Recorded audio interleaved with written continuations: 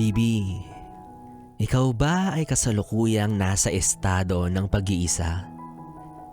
Walang makausap, walang makasama. Kaya naman sa mga ganitong pambihirang pagkakataon, sa malalim na pag-iisip nakabaling ang iyong atensyon. Ang daming tumatakbo sa isip mo. Paano kung ganyan?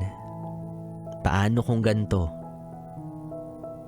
Pero sa lahat ng gumugulo sa isipan mo, may higit na nangingibabaw. Ang pangungulila mo sa isang taong hindi mo mahawakan, ni hindi mo matanaw. Miss na miss mo na siya. Ngunit alam mo sa sarili mo na wala ka rin namang magagawa. Kung iisipin, pasakit ang pakiramdam ng pagkalumbay dahil sa pagkamiss mo sa taong mahalaga sa iyong buhay. Ngunit ang katotohanan ang siyang mas lalong nagpapahirap na sa mga oras ng kabiguan at saklap, hindi mo man lang siya makayakap. Kasi noon, nasanay ka na lagi lang siyang nandyan. Kapiling mo siya at laging nahahawakan.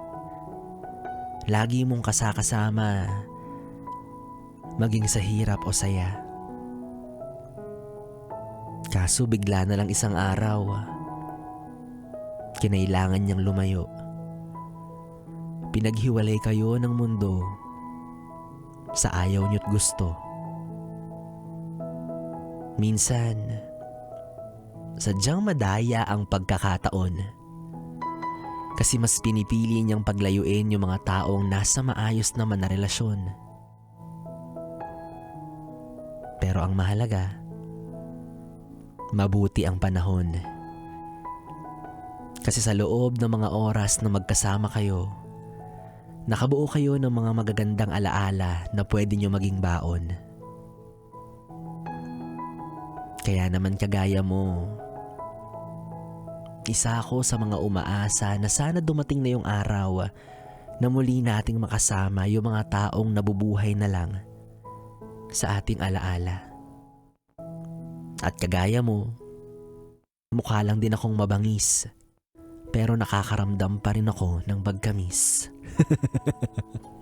Hi, well anyways, yes friend kong Bibi, kung ikaw ay may namimiss, huwag kang mag-alala dahil mamaya itutuloy-tuloy natin ang ating usapan tungkol sa usaping pagkamis sa isang tao. Dahil kapiling mo pa rin ako, DJ B-Boy Bibo, dito pa rin at dito ka lang sa istasyong No Problem, ang 101.1 Yes FM. Yes FM.